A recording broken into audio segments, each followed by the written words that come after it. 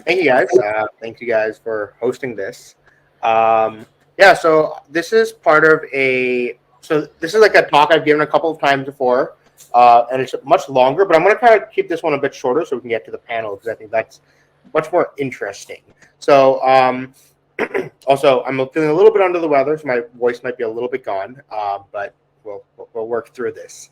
So yeah, okay. So what we're going to talk about today is minimizing MEV through privacy in the mempool. And so, in Osmosis, we're focused on actually a lot of privacy stuff. Part of the original reason we started working on Osmosis was to build a privacy-focused DEX. And when exploring like different use cases of like what do people actually care about privacy, like the number one thing that we came across is like the biggest problem that people are facing right now was this MEV problem and like front running. So what we'll do is basically talk a little bit about what MEV is and then some of the solutions that Osmosis is working on solving it. So, let's just get one thing out of the way before we start, which is, we keep saying MEV and it means like stands for minor extractable value. But what we really mean is proposer extractable value because, of course, we are using proof of stake, Tendermint, and, there's no minors. But still, there's still someone proposing a block and they have certain powers. And so that's really how you have to think about MEV or proposal extract. We're going to stick with the MEV term because it's just the standardized term at this point. But what powers does a proposer uniquely have that gives them some sort of edge, and how can they extract value by using it? So what are things that proposers can single-handedly do? So one thing they can do is mess with the timestamps of a block proposal, right? But, we have solutions for this. We in Tendermint, we have BFP time, which takes the median of every validator's timestamp. So, while this might be an issue in many chains, in Tendermint, this isn't really an issue because, we already kind of solved this. Another thing you could do is do consensus vote censorship.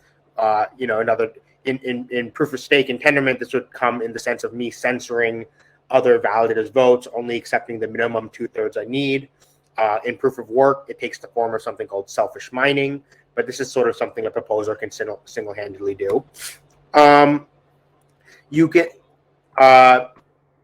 read transactions from the mempool. So currently, today, everyone can usually read transactions in the mempool because the traditional way of broadcasting transactions, everything gets broadcast. But we see the rise of like private mempools today.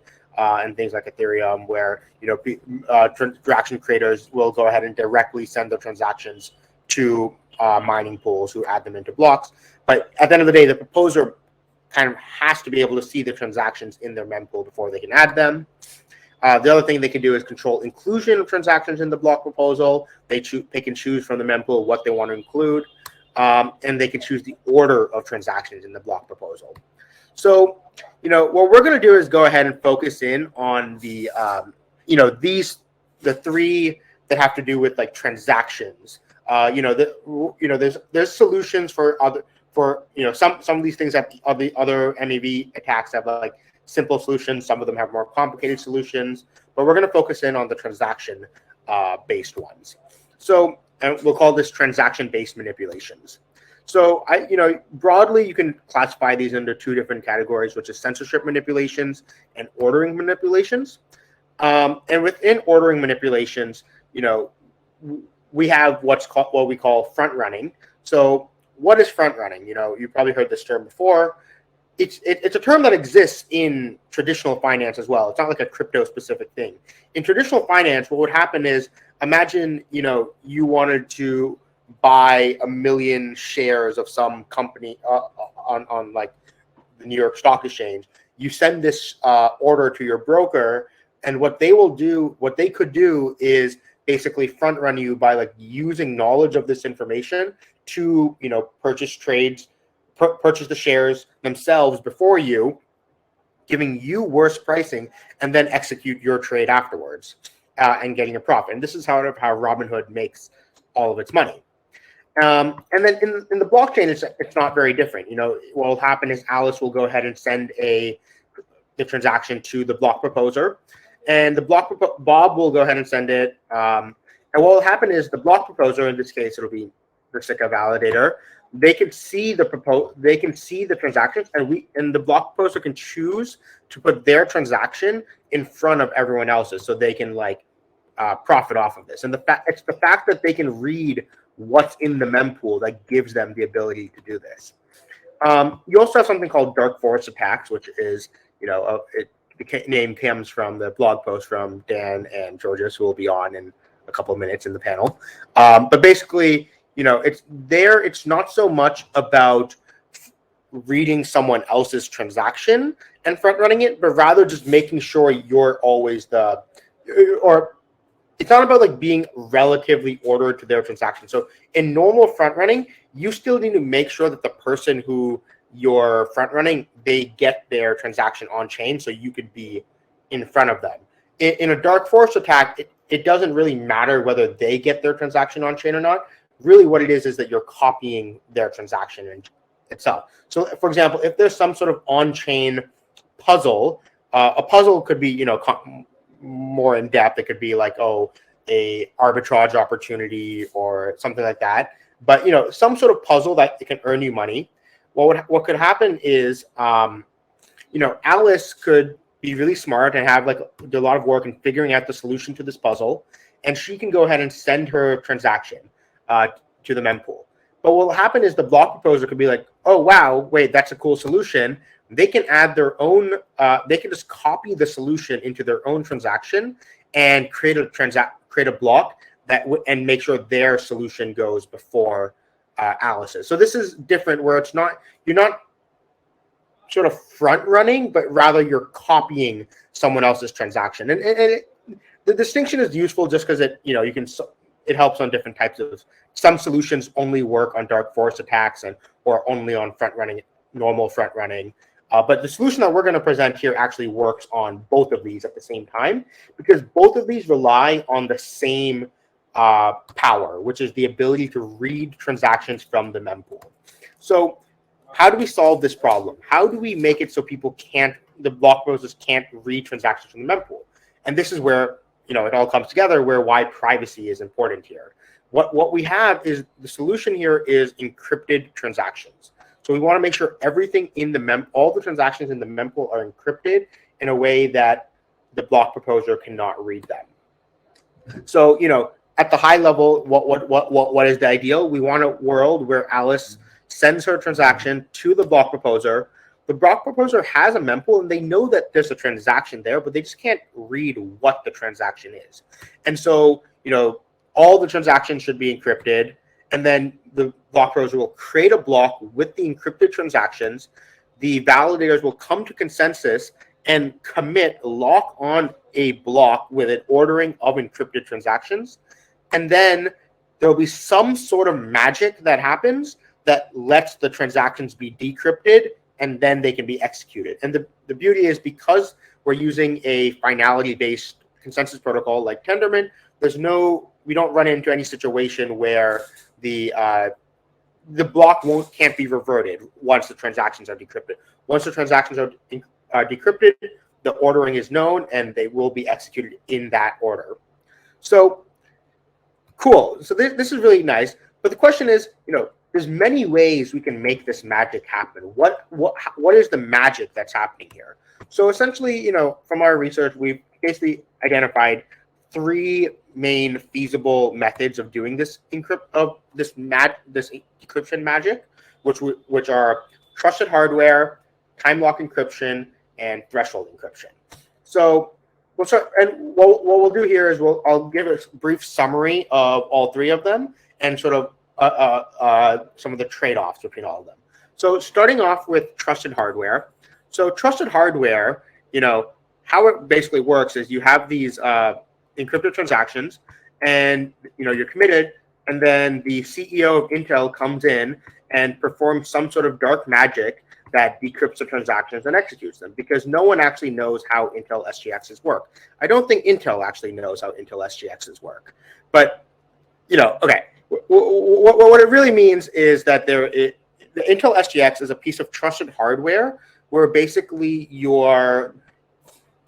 Intel basically has a private key inside of a trusted enclave in the CPU that claims to be tamper resistant in such a way that you can send messages. And here what we would do is we'd have it so we would all validators would have a private decryption key that is sent to their SGX enclave. So it's encrypted to the key in their enclave. So now all the validators will have the same private key, decryption key in their SGX enclave that in theory they should not be able to access because of magic trusted hardware rules. And then what's nice then is,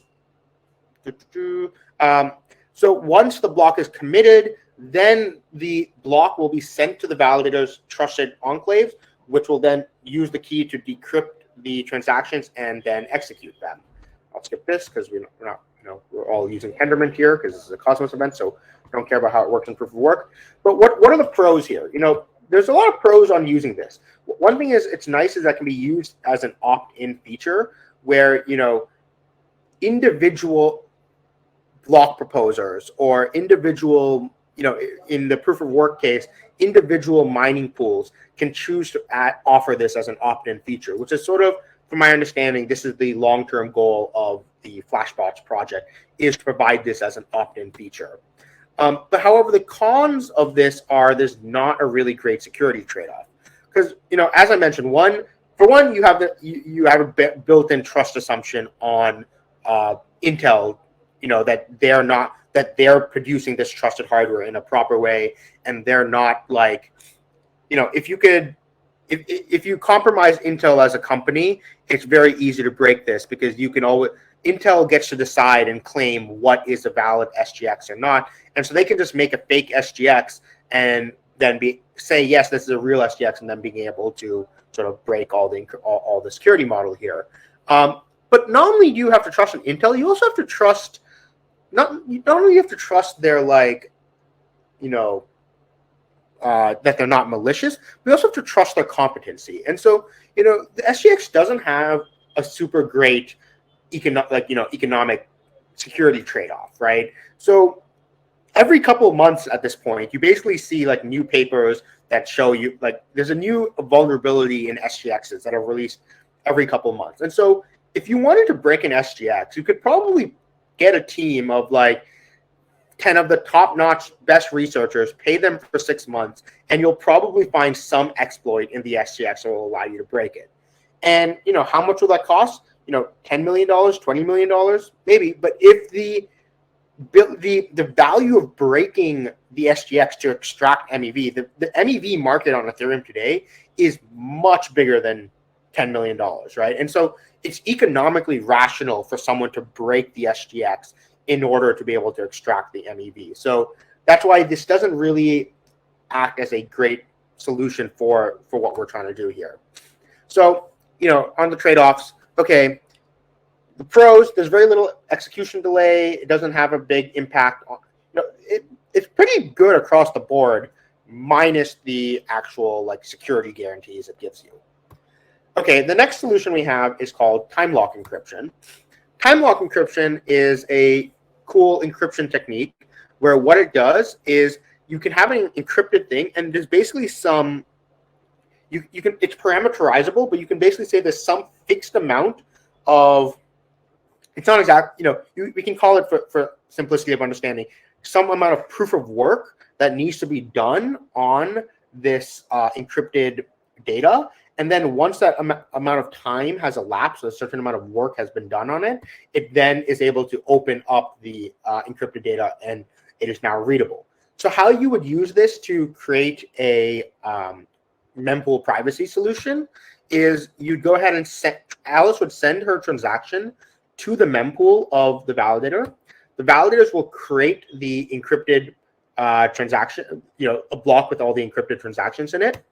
And what would happen here is and then off on the side, once the block is created, the validators will begin decrypting Alice's transaction. In the meanwhile, they'll go ahead and keep making more blocks. And then once the time has elapsed for the decryption process, then they'll be able to realize Alice's decrypted data. They'll include that in the next block. And this is when Alice's transaction will actually be executed. So there's a sort of a long delay, multi-block delay between the time of a transaction being included and the time that it's actually able to be executed. And so this actually, is one of the main cons of time locking crypto, where it has this notable delay on transaction execution, which isn't the greatest UX experience.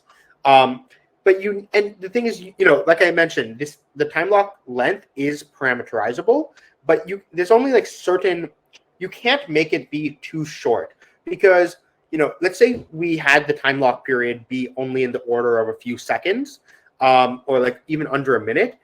What's important to happen is that the decryption process doesn't have to wait until the transaction is included in the block.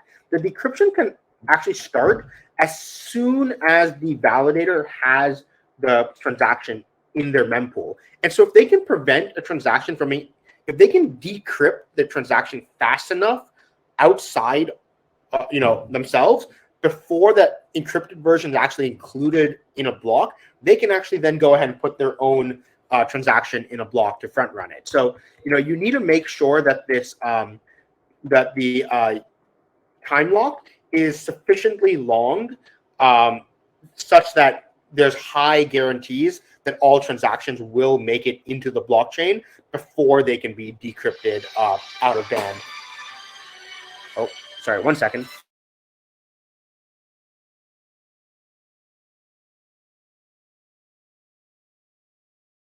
Sorry, my friend left his phone in the room and it went off.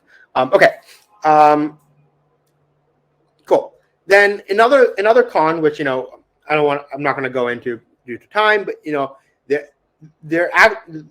it's not an opt-in feature. This has to be a built-in protocol thing, and basically every single transaction needs to use this time lock feature. You can't be like, oh, some transactions want to use it and some transactions don't, because if you allowed some transactions to not use the time lock, then you could still effectively front run. So every transaction, all users have to be subject to this execution delay. And it does provide some, it provides some protection against the dark forest style transactions. Yeah, so this is the same thing about if you can keep it out of the blockchain for long enough and decrypt it, then it doesn't work. So, okay, here's the trade-off summaries. It's medium security. It's parameterizable. The longer you make the UX delay, the higher security guarantees you'll get. High execution delay, very little impact on consensus, and it's not opt-in. So that's where we are on the trade-offs there. And then finally, we'll talk about threshold encryption. So threshold encryption, to understand it, one of the things that makes it a little bit special is, unlike the other two solutions, which do work on Nakamoto consensus or proof of work style chains, threshold encryption does sort of assume some sort of BFT consensus protocol. And here's why. So what is normal BFT consensus like Tendermint? So what will happen is you'll have a bunch of validators. They all have their own they have a copy of the block proposal, and then they all take their votes. They send them to the next block proposer, and that block proposer, once they have enough transactions, they can that turns it into a committed block. What threshold encryption does is, what we'll have is basically, what threshold encryption is the validators come together to create a shared decryption key, and that decryption key will have some limit of how many decryption shares you need to be able to decrypt the data that's encrypted to that key. And so what you'd normally do is you parameterize it so it's the same as the consensus threshold. So in Tendermint, we have a 2/3 consensus threshold. What we do is we make it so that you need 2/3 of decryption shares in order to decrypt the transactions in the block. And what this does is this allows us to basically, every validator, along with their consensus vote, they'll package their decryption shares with their consensus vote. And so when they send their consensus votes to the next block proposer, they'll also go ahead and send their decryption share. And this basically causes it so using the votes, that allows them to lock on the block. And then there's also have enough decryption shares that then they can go ahead and decrypt and then execute. And what's nice is this means that threshold encryption happens atomically with consensus consensus itself. So you can't get into a situation where a block can be committed and not decryptable. And more importantly, unlike TimeLock, there's, assuming, the consensus, the incentive mechanisms are working correctly, but you'll never have a situation where a transaction is decryptable without being in a block, because validators will only share decryption shares for valid, the transaction will only be decryptable if they're in a valid block. And so this prevents the TimeLock crypto situation where transactions are decryptable as soon as they're in the mempool.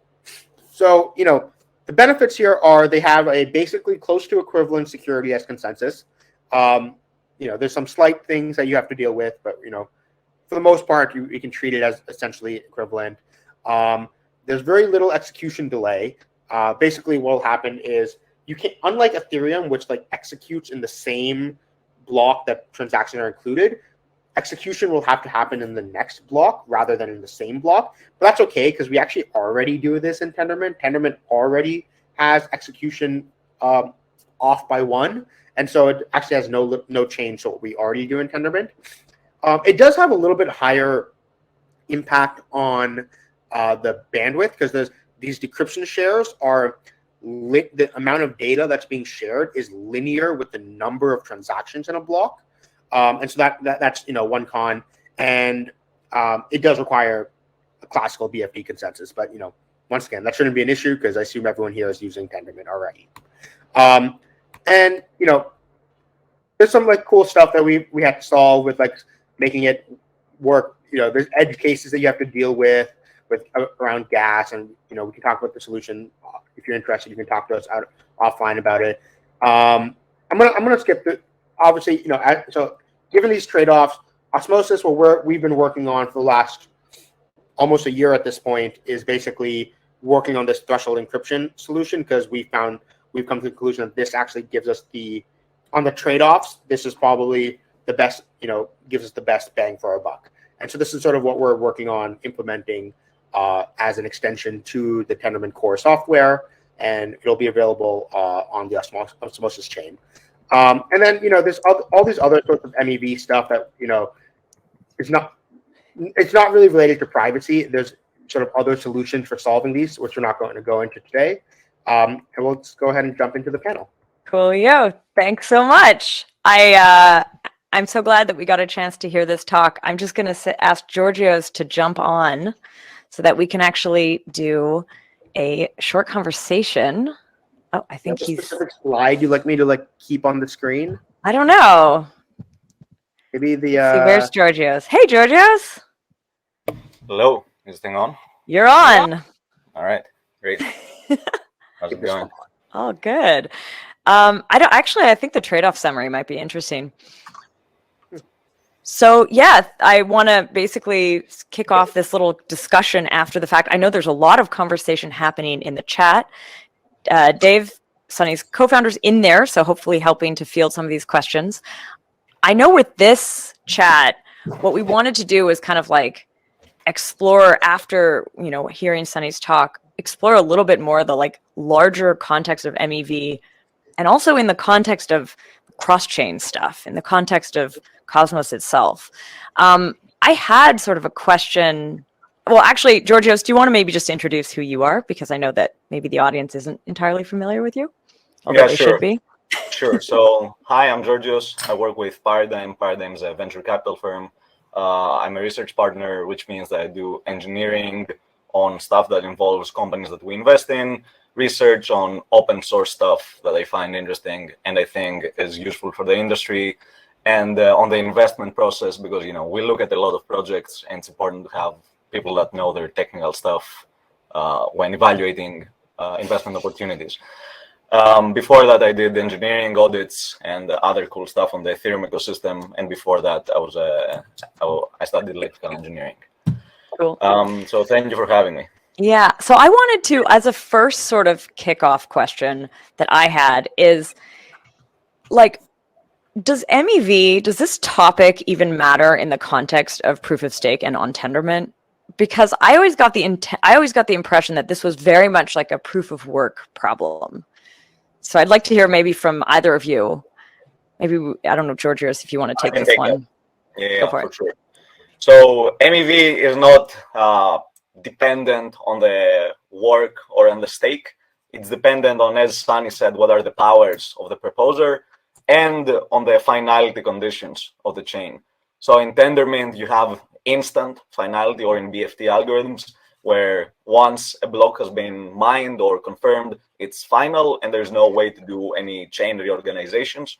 But this comes at the trade-off of liveness. In Tendermint, when 1/3 of the stake is dead, the chain is also dead. Whereas in proof of work or in Nakamoto consensus, you have this whole concept of reorgs, which means that when a block is confirmed, it's not final. And if more blocks arrive that have an alternative history and they have more work, maybe they can cause a reorg, which means that the current blocks that you're following, they get discarded and you change over to the other chain. Why this matters is that because, firstly, MEV that gets exposed basically is the same in both proof of work and proof of stake. But in the proof of stake context, typically you have more finality compared to proof of work, which means that this sort of MEV attacks that depend on reorgs are more unlikely to happen. So in Bitcoin, or in Ethereum, if you can reorg any amount of blocks if you have enough stake, if you have enough hash power. In Tendermint, you cannot do any reorgs to extract MEV. In Ethereum 2, you can do reorgs up to 12 minutes or 2 epochs in the past. So there is some MEV which can be exposed via reorgs, but it's more limited. And the MEV exposed via reorgs, we typically call it the time bandit attack. Yeah, so like Tendermint, I guess, removes that as a proposer power. So in a proof of work, one of the powers of a proposer is choose what block to build on top of. And that's not a power that you have in consensus.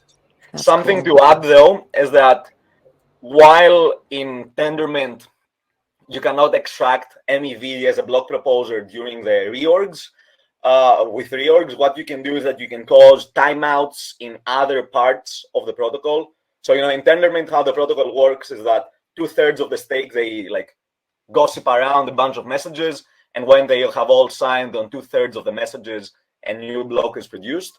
But if MEV exists potentially, and somebody other than you is proposing, you could maybe refuse to sign on the block, maybe taking on some liveness slashing, but that's plausibly fine because you prevent the other person from producing the block, and then maybe you get elected as the follow-on block producer after that person, and you can propose a block that gives you more MEV than what you paid in slashing. So in a way, I Phil, I answered this a few weeks ago, but I wonder, there might be some sort of perseverance of MEV, or that you cannot just remove MEV. MEV always exists and just moves around layers depending on the protocol that you're using. Okay. The theorem of conservation of MEV, similarly to how we say conservation of energy. Sunny, in your talk, you were primarily looking at different kinds of privacy techniques to minimize and maybe it doesn't get rid of it completely, but minimize as much as possible MEV. But I know that there's been strategies that are more to democratize MEV. And I feel I don't know if you both agree on which strategy is best here, but I thought that would be useful to talk about. Sunny, why don't you kind of brief the audience on what that conflict really means? Yeah, so I think this does have to do with the whole okay, let me just pull that up really quickly. Okay, so I have this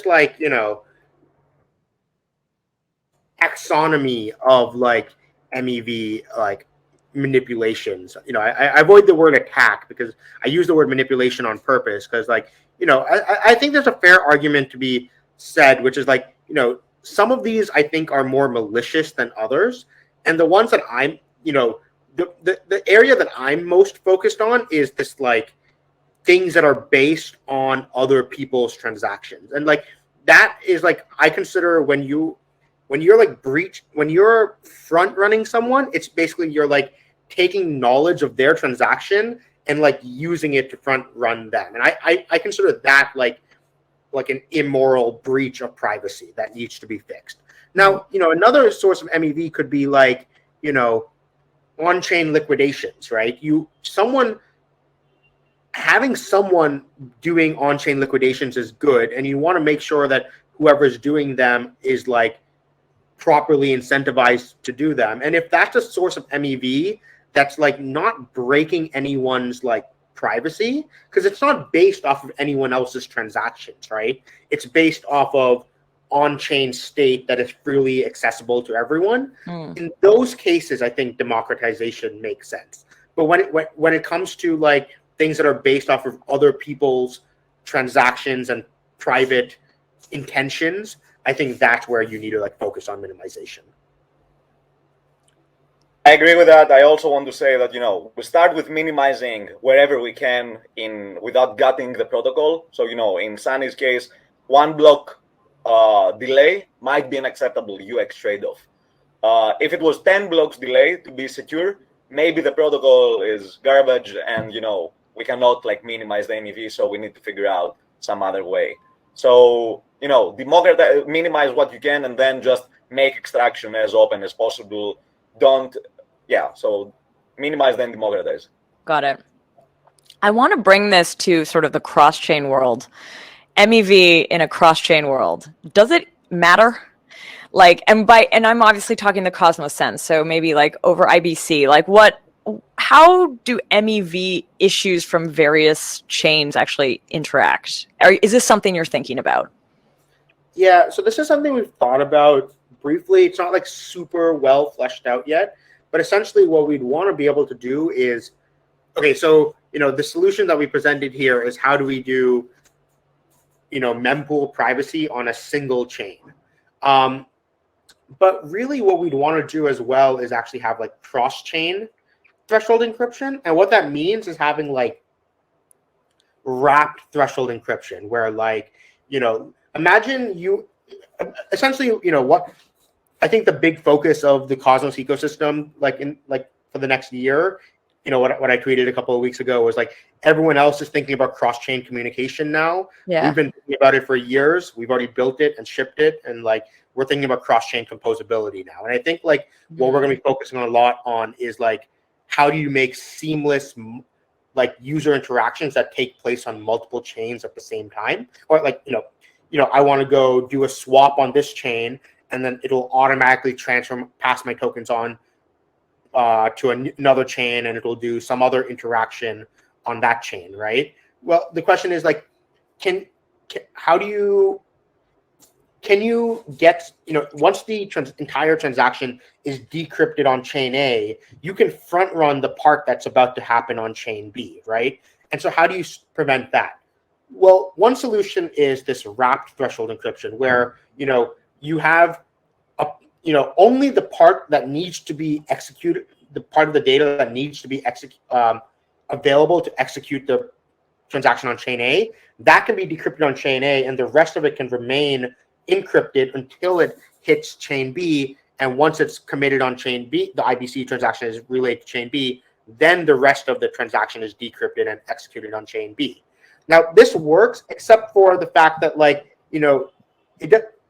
it works at a very pure level, but if there's situations where you can infer the action that's about to happen on chain B by looking at what's happening on chain A, then it's like we don't really have a great solution for that. And what I mean by that as an example is like, imagine I was going to, so imagine I was like, there's a leverage loop going on, right? Where you have a borrowing protocol on one chain and then you have a AMM protocol on another chain. And that's a very common user action that like, okay, the first thing they do is go borrow some assets and then they take them to the AMM and trade them, right? So if you see that on chain A, a bunch of this asset was just borrowed, you can probably predict that, and it has something going to chain B. You don't know what that is yet because it's encrypted, but you can probably assume it's going to go sell that asset on chain B. right? And so you can still front run them there. And so how do you solve these, like, I don't know. I don't know if there's a good term for them yet. Maybe like side channel attacks on, but like I don't know if we have a really great solution for that yet. You're leaking information by just doing some action. It doesn't matter what the action is. You're just leaking information about what will happen, because all the possible actions that can happen contingent on the first action are limited. Right. So what you had on your previous slides, the blind front running part, it's a bit less blind, effectively. You're guided by what gets opened on the remote chain. So yeah, I agree with that. Also, it will be very important to find out like who is running the relays. So in Cosmos, very specifically, basically what happens is that there's the relayers that pass on hashes of the chain headers from one chain to another, and that is free because we're in Cosmos, and like that's part of the protocol. But there's also like the relayer entity, which basically takes transactions from one place and proves that they happened on the other place. And basically the relayer could say, I forgot to relay a transaction because I wanted to insert my transaction first. So it will be important to figure out ways to mitigate or democratize or figure out how to combat relayer extractable value. And obviously, in a cross-chain world, Charlie Noyes, like my coworker from Paradigm, had said, MEV suffers from the curse of dimensionality, or rather, it grows super linearly to how many chains you have. So, the more the chains, the MEV grows even more than that. So in a multi-chain world, this is even more important. And, we've only talked about cross-chain MEV in instant finality based chains. Imagine what happens when you want to reorg like this chain because you want to cancel an action that happened on this other chain or something. Wow. So, it's yeah. Do you think that there's going to be a standard solution for like the proposal that you made, Sunny? Do you see that as potentially becoming a standard for different zones? Like they would all adopt this technique of MEV, or do you think that we're going to see like a lot of different techniques? I mean, maybe a lot of different techniques, but yeah, I mean, I'm hoping that like the threshold encryption solution will become the standard. I think like realistically, with all the trade-offs that were presented, I think the only reason you wouldn't use threshold encryption is if you didn't want to use like a classical BFT consensus protocol. But like, given that everyone in Cosmos is already using Tendermint, I think like threshold encryption is a no-brainer. And then yeah, having this like multi-chain wrapped threshold encryption, I think that will have to become like an ICS standard, an interchain standard that like all these chains will adopt. Got it. So I agree with that. Just to give an extra point to kind of push back on your slides from earlier on SGX. Basically, we cannot rely on SGX for safety-related properties. So, Avalanche, for example, uses, like Zaki just told me in the DM, so thank you, Zaki, for the info. Avalanche, for example, uses SGX for the bridge security, and that obviously can end up very badly if the SGX enclave is compromised. But in the case of, for example, and maybe in a DEX, this is also tragic because, trades just start getting front run uncontrollably. But for example, in the democratization or the concept, Flashbots has been using SGX on top of the miner software that they've been building, which effectively restricts the miners' power rates compared to what they already have. So instead of submitting, a bunch of transactions, which by default the miner can unbundle or reorder in whatever order they want, and there's a social contract, you just use SGX to remove the need for the social contract, for the reputation, and the worst case fallback is reputation. And as Kobe writes in the chat, it's basically defense in depth. It's not a requirement in your system. Is it not worse though if people think so? Okay, imagine like a miner. It's worth it to break the SGX. They have the solution to break the SGX. Isn't it worse for people to assume that the SGX is providing security? But there's reputation. So it is observable. The moment the miner tries to screw up we think Right. you just pick them off your system. I'm sorry to have to put a close to this. Right when there was a fight. So yeah, I'm Sunny, do you have like one last point to say maybe? And then we'll move on. My point was just like, I feel that when people start adding SGXs in, they become less aware of like the reputation of the people of their counterparties, because they're like, oh, it's okay, they have an SGX, I don't have to worry about their like trustworthiness. And then when that SGX breaks, I think then a lot of the social relation, like, if people stop relying on trustworthiness when they assume that there's an SGX in play. And once the SGX breaks, things can get messy. Cool. Thanks, everybody. That was a great panel.